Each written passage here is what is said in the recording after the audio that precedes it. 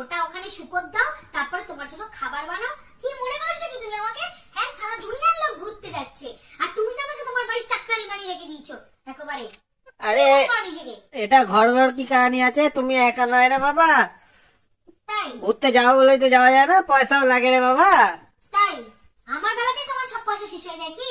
হ্যাঁ, তুমি বলে এই যে অফিসে পিকনিক করতে যাবে তখন আর পয়সা শেষ হয় না? হ্যাঁ কি?